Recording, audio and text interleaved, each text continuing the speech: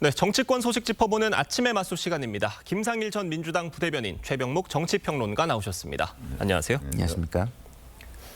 검찰의 대장동 항소 포기를 놓고 이른바 윗선 개입설이 불거지면서 정성호 법무장관이 직접 해명에 나섰습니다. 목소리 들어보겠습니다.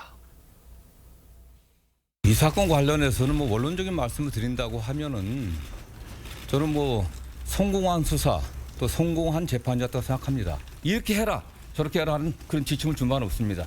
보고 왔을 때 좀 여러 가지를 고려해갖고 신중하게 합리적으로 잘 판단했으면 좋겠다 이런 정도 제가 의사 표현했습니다. 제가 법무부 장관 취임한 이래 사건과 관련해서 노만석 검찰총장 대행과 통화한 적은 단 한 번도 없습니다.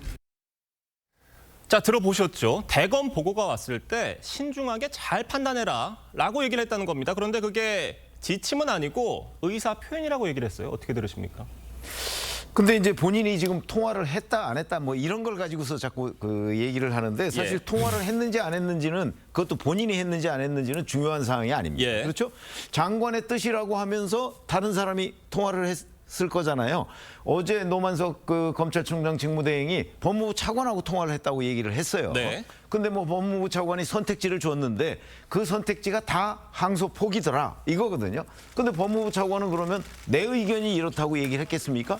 장관의 의견이라고 얘기를 했겠죠. 그런 점에서 본다면 정성호 법무부 장관이 지금 통화했느냐 이런 거하고 아무 상관없고 그다음에 상급기관입니다. 법무부는 검찰을 지휘할 수 있는 입장이죠. 상급기관이 그냥 신중하게 판단하는 것도 아니고 여기서 항소를 해야 되겠다고 얘기하는 사람한테 신중하게 판단하라. 만약에 그 말이 사실이라면 저는 그 말도 사실이 아니라고 보고 있지만 사실이라고 해도 그거는 곧 지시다. 이렇게 충분히 이해할 수 있는 거죠. 그러니까 어떤 식으로는 지시가 전달이 됐을 것이다라는 말씀이시잖아요. 아니 법무부 차관이 얘기를 했다고 하잖아요. 노만석 대행이 얘기를 했어요. 그러니까 그거는 지시다. 신중하게 판단하라고 했더라도 상급기관이 얘기한 건 지시다. 이렇게 봐야 되겠죠. 어제 노만석 검찰총장 대행이 한 말도 논란입니다. 대검 평검사 연구관들이 노 대행을 찾아가서 도대체 어떻게 된 일이냐 이렇게 좀 따져 물었다고 하는데 이 자리에서 노 대행이 법무부와 용산과의 관계를 고려해야 했다. 그러면서 나도 많이 힘들었다. 이런 얘기를 했다고 합니다. 왜 힘드셨을지 또 용산과 법무부와의 어떤 관계를 고려해야 했던 것인지 많은 의문을 남기는 얘기였어요. 어떻게 들으셨습니까? 글쎄요, 기본적으로 검찰이 국민 불신을 상당히 받고 있고 그다음에 검찰의 개혁 요구가 국민들에게 높은 것이 사실입니다. 그런 상황 속에서 지금 여권의 어떤 일련의 검찰 개혁의 흐름이 검찰의 어떤 명운과 직결돼 있다 이런 생각을 하지 않았을까요? 그런 속에서 그 검찰의 미래를 개척해 나가는 데 있어서의 관계 설정에 있어서 어떠한 고민이 필요한 거 아니냐 이런 생각을 한 거 아닌가 이런 생각이 드는데요. 어쨌든 검찰총장은 검찰을 지휘하게 돼 있습니다. 그래서 그게 자신의 결단이었다고 얘기를 했습니다. 그러면 자신의 결단임을 분명히 하는 게 오히려 낫지. 이렇게 위에 압력이 있는 듯한 느낌을 주는 이야기를 하는 게 과연 옳은 건지 저는 잘 모르겠고요. 법무부의 의견을 참고했다는 말도 입장문에 덧붙였었어요. 그러니까요. 그런 이야기를 굳이 할 필요가 있느냐라는 생각이 저는 들고 그러니까 어쨌든 마지막 결단은 자기가 한 거잖아요. 그러면 그 결단에 대해서 어떤 필요성이나 이런 것들을 가지고 자기 생각을 분명히 밝히는 게 맞지.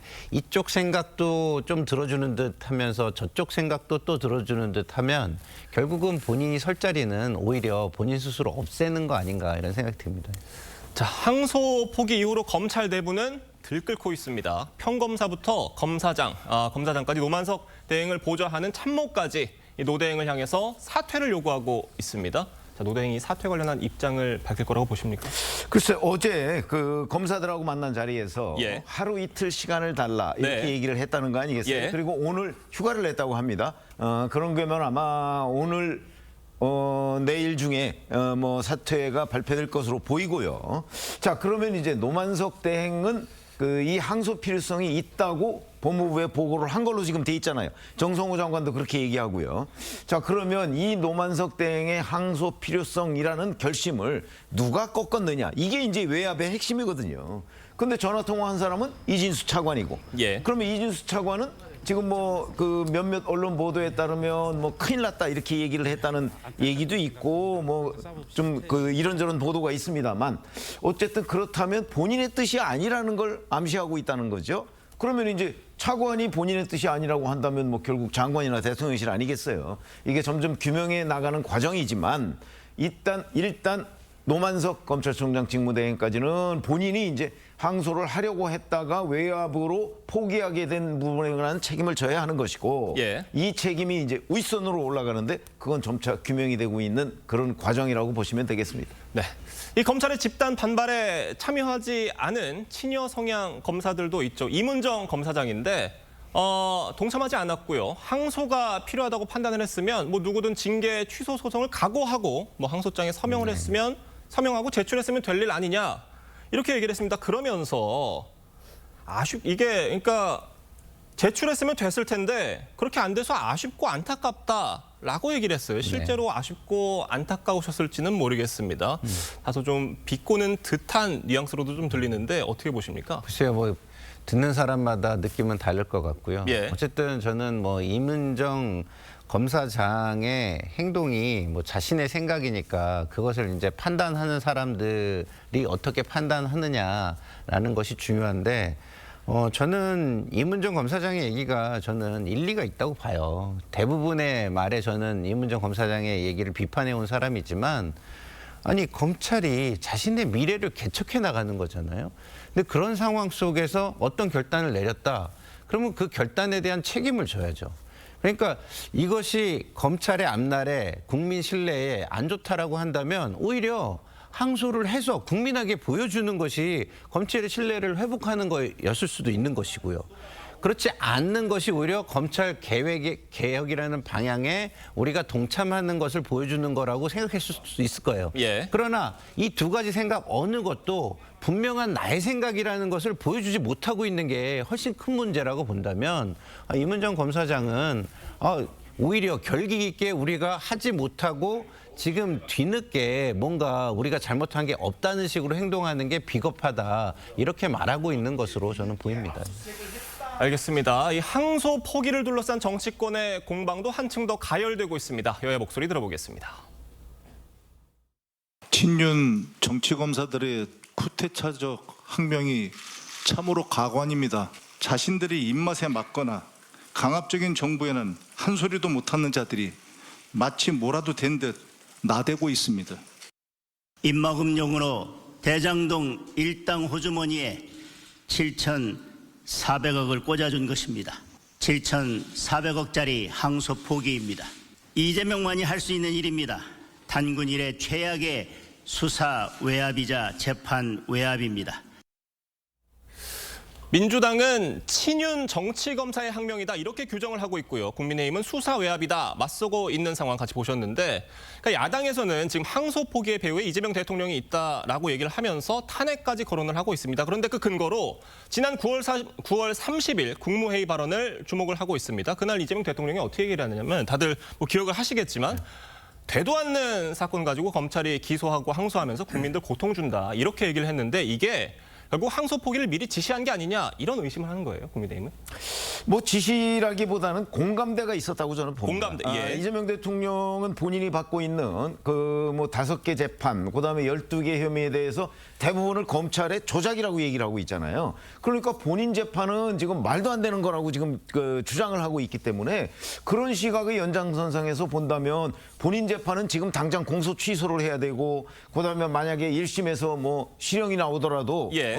그 2심에 항소하지 말아야 되고 뭐 전부 이런 식의 그 개념을 가지고 있기 때문에 이재명 대통령 원래부터 지금의 검찰에 대해서 조작이라고 해온 사람이기 때문에 아마 그런 부분에 관해서 지금 정성호 법무부 장관도 공감대를 가지고 있을 거라고 저는 봐요. 그러나 이 문제에 딱 맞닥뜨렸을 때 정성호 법무부 장관이 그런 공감대가 있으니까 나의 결단으로 항소를 포기시키자. 그렇게 하진 않았을 거예요. 그건 왜냐하면 저희들이 취재 과정에서 알고 있는 여러 가지 지식들을 종합해 보면 예. 업무 시스템이 그렇지가 않습니다. 이거는 이제 그 대검에서 법무부를 통해서 대통령실까지 네. 다 보고가 됐을 겁니다. 대통령실은 지금 그 부분을 부인하고 있지만 네. 아마 이 부분은 이제 언젠가는 드러나겠죠. 업무 시스템 말씀을 해주셨는데 지금 대통령실은 어떤 지침도 내린 바 없다는 입장입니다. 그런데 지금 야권에선 이재명 대통령 변호인 출신 인사들이 민정라인과 법무부에 포진해 있기 때문에 정말 이들이 아무런 역할도 하지 않았을 수가 있는 것인가 이런 의심을 하고 있어요. 어떻게 보세요? 사실은 하지 않았기를 저는 바라요. 왜냐하면 우리가 재척사유라는 말을 많이 하잖아요. 이해관계자들은 사실은 어떠한 사안, 이해관계가 있는 사안에는 발언을 제한적으로 하는 것이 내지는 발언을 안 하는 것이 바람직한 것입니다. 왜냐하면 국민들 입장에서 권력을 가진 사람이 자기 권력을 자기 이익을 위해서 쓴다라는 오해를 받을 수가 있잖아요. 그렇기 때문에 저는 이 과정 속에서 이게 또 특히 대장동 사건이잖아요. 대장동 사건은 어쨌든 대통령과 여권 인사들이 많이 개입돼 있는 상황이기 때문에 이 사안은 별도로 발언들을 많이 자제했기를 저는 개인적으로 좀 바라고 있습니다. 어제 정성호 법무장관의 이 발언도 좀 논란이 되고 있습니다. 지금 국민의힘에서 항소 포기로 7천억 원대 추징금 국고 환수가 불가능해졌다는 점 지적을 계속하고 있는데, 그러니까 정 장관이 민사소송으로 환수가 가능하다 이렇게 얘기를 했습니다. 근데 이 1심 재판부도 이 민사소송 관련해서 이게 제대로 진행이 되지 않고 있다는 점도 지적을 했었고, 이 범죄 수익, 이 추징 대상이라는 점도 명확히 했었거든요. 어떻게 보세요?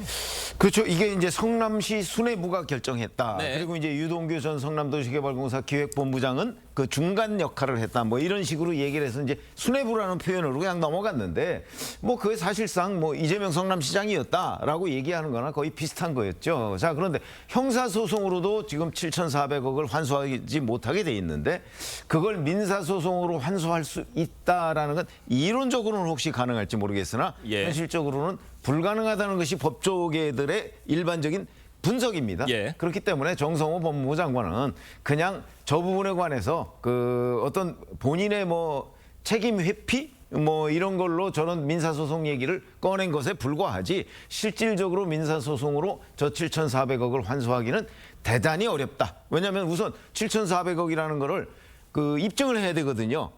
그 정도의 배임 액수가 있다는 예. 걸 입증을 해야 되는데 민사에서는 그게 현실적으로 불가능하다. 이런 게 법적인 일반적인 분석입니다. 그러니까 법조계의 이런 일반적인 분석을 정성호 법무장관, 법조인이시니까 모르지 않았을 것 같고, 또 1심 판결문 잘 읽어보셨을 것 같은데 왜 이런 말을 하셨을까요? 어떻게 보세요? 근데 이렇잖아요. 그 소송이라는 것이 국가가 입증 책임을 왜 갖습니까? 국가가 어마어마한 권력과 힘과 권한을 가지고 있기 때문에 그런 거잖아요. 그런데 그렇게 소송을 했어요.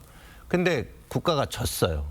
그럼 민간인들 같은 경우는 그만한 권력과 힘과 그 뭐랄까요, 자원이 없습니다. 그런 상황에서 어떤 국민 일반론적으로는 사실은 이런 것들을 항소 포기를 하는 것이 국민의 이익에 부합한다고 봐야죠.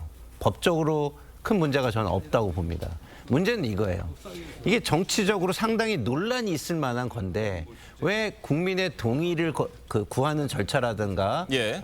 그 이후에 정치적인 후폭풍을 생각하지 왜 않고서 굳이 이런 논란을 만들었는가? 그렇죠. 예. 이런 걸 하려면 제가 볼 때는 제도화를 하는 게 더 맞는 거예요. 그래서 무차별적으로 적용이 되게 하는 게 맞지, 특정 사안이 있을 때 특별한 공론화 과정을 거치지 않고 제도화를 거치기 전에 어떤 하나의 결단에 의해서 이루어지면 이 정치적인 사안이니까 정치적인 후폭풍은 있을 수밖에 없는 상황이 돼버린 겁니다. 그래서 그런 부분에 대해서는 저는 굉장히 좀 아쉽긴 해요. 뭐 그런 후폭풍, 논란들에 대해서 오늘 여야가 뭐 법사위에서 좀 논의를 하려고 했던 것 같은데, 야당이 긴급 현안 질의를 개회를 요구를 하고 있지만 추미애 법사위원장이 거부를 했습니다. 어떻게 보세요? 글쎄 뭐 본인들 워크숍이 있다고 예. 해서 아마 거부를 한 것 같은데, 그러니까 민주당의 워크숍이 국회 일보다 훨씬 먼저다. 아마 추미애 법사위원장은 그렇게 생각하고 있는 모양입니다. 자, 뭐 그 부분에 대한 국민적 평가가 있을 거고요. 뭐 오늘 오후 4시 30분으로 일단 잡아놨는데 네. 뭐 그 지금 이슈도 없다고 그러죠. 뭘 다룰 것인지 뭐 없다고 하니까 실제 그 일단 잡혀만 법사위원회가 있는 상황인 것 같아요. 예. 열릴지 안 열릴지도 모르겠고, 열리면 결국 조금 전에 저희가 여야 공방으로 봤듯이 아마 그런 공방이 재현되지 않을까 싶습니다. 오늘 법사위 어떻게 예상하십니까? 글쎄요, 일단은 기본적으로 이게 국회에서 다룬다고 문제가 해결될 사안인지 아니면 국민적 갈등만 더 키울 만한 사안인지라는 차원에서 저는 늘 바로 보던 이것- 법사위 예, 모습만 반복될 가능성이 바로 있다는 말씀이세요? 법사에서 이 사안을 다루는 게 맞는지는 예. 저는 잘 모르겠습니다. 그렇지만 이게 어쨌든 일어난 일이지 않습니까? 그럼 이 일어난 일을 사안별로 이런 갈등을 겪지 않게 하기 위해서 제도화를 위한 공론회장이 열렸으면 좋겠다라는 생각이 듭니다. 알겠습니다. 저희가 다음 소식 짚어보겠습니다. 서울시가 종묘 인근 세운 4구역에 고층 빌딩을 짓겠다는 계획에 대해 정부가 제동을 걸고 있습니다. 김민석 국무총리가 종묘를 직접 찾아서 오세훈 서울시장을 비판했습니다. 오 시장 측은 공개 토론을 제안했는데 관련 얘기 들어보겠습니다.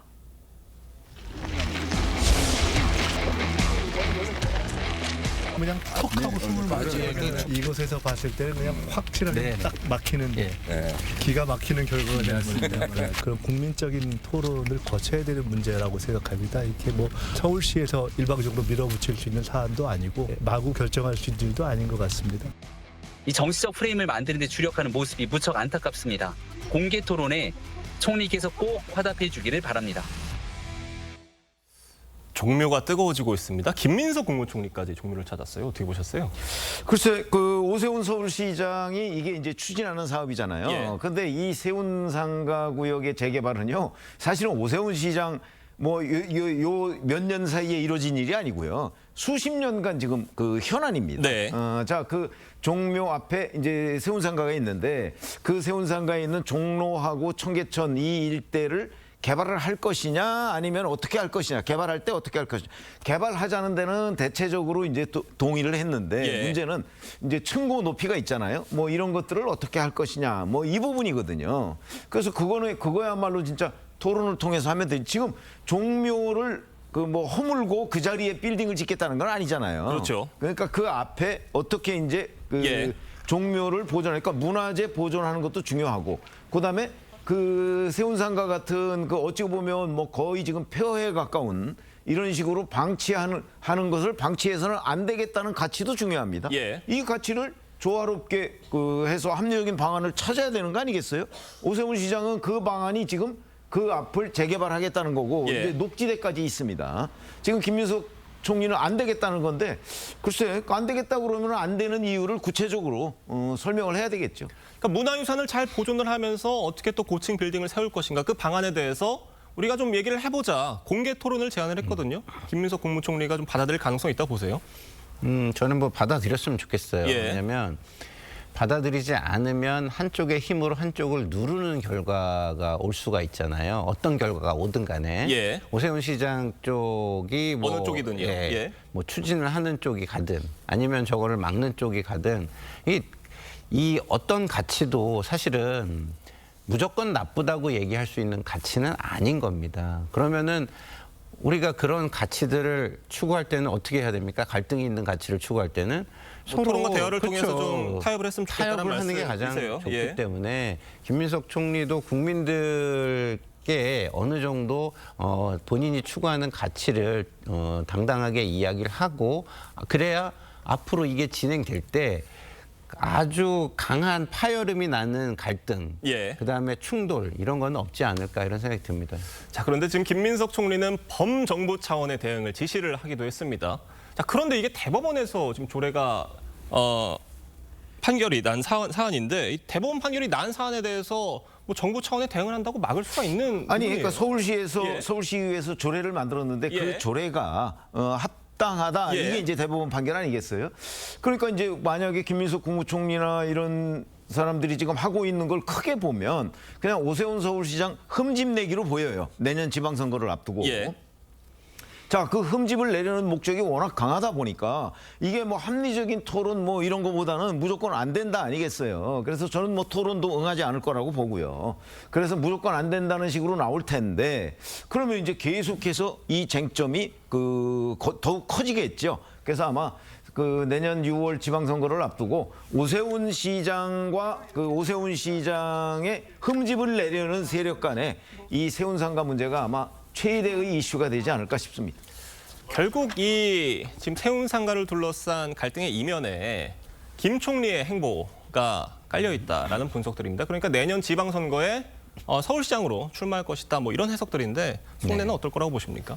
뭐 출마를 할 수도 있고 안 할 수도 있죠. 왜냐하면 지방선거의 결과는요. 이재명 정부의 앞날에 굉장히 중요한 분기점이 되는 선거입니다. 예. 지방선거를 무조건 이겨야 이 국정 운영이 탄력을 받고 앞으로의 남은 임기를 뭐랄까요 힘있게 지낼 수 있는 그런 상황이 되는 것이거든요. 그래서 뭐 지방선거가 전혀 무관하다 이렇게 보기는 어렵겠지만 제가 볼 때 또 너무 뭐 그렇게만 몰아갈 일은 또 아니다라는 생각은 드는데 어쨌든 김민석 총리가 토론에 응하기를 저는 바란다는 말씀을 드리고 그렇지만 어쨌든 총리의 말씀을 본인이 하는 거니까 그것도 지금은 뭐 본인의 주장을 좀 믿어주는 게 좋지 않을까 이런 생각이 듭니다. 알겠습니다. 오늘 두 분 말씀은 여기까지 듣겠습니다. 감사합니다.